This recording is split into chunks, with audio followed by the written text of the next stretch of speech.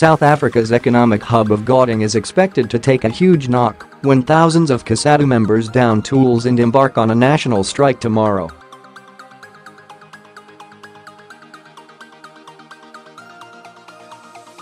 The planned national shutdown by the Labour Federation was against the scourge of corruption and the capture of key state institutions by rogue elements in close proximity to the ruling elite.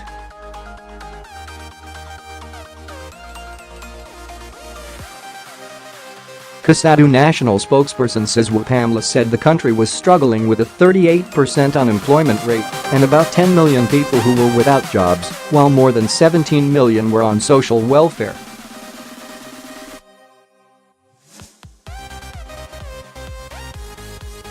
This is happening while South Africa is losing roughly R147 billion a year from the money illegally taken out of the country, he said.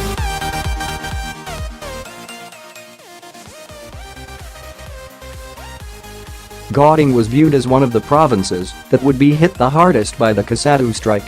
According to the provincial treasury, the province dominated the country's economy, accounting for more than 40% of manufacturing, 33% of electricity and gas production and water output.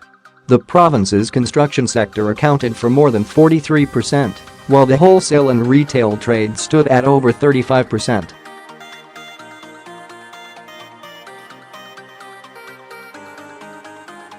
The national strike follows Economic Development Minister Ibrahim Patel's recent remarks that corruption cost the gross domestic product at least R27 billion annually, as well as the loss of 76,000 jobs that would otherwise have been created.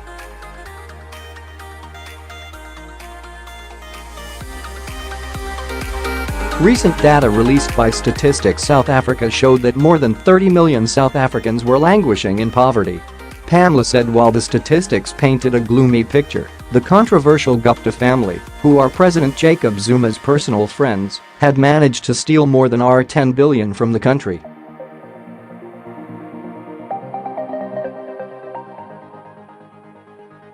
A trove of leaked emails dubbed Number Gupta leaks reveal serious corruption allegations against the immigrant Indian family, who are also accused of having undue influence in the appointment of cabinet ministers.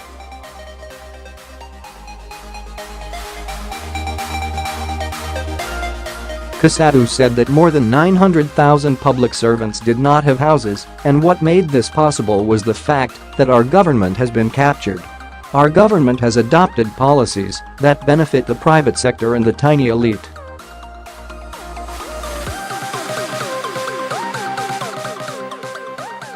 Pamela lashed out at the state capture phenomenon for destroying public trust in the state organs and eroding revenue collection.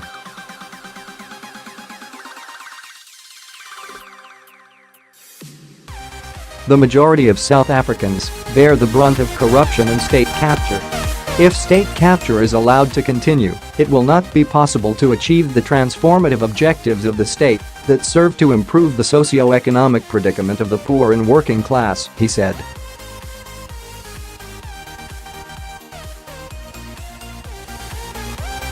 In Gauteng, Cosatu leaders are expected to hand over memorandums to the City of Joburg, Department of Labour, Chamber of Mines, Premier David Makura's office, and to the banking institutions.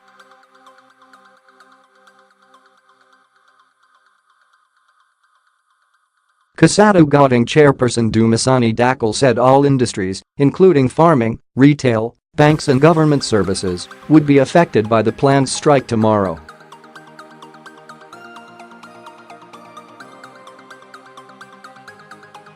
He told Business Report that employers who threatened to discipline workers who took part in the strike would be dealt with as the strike was protected.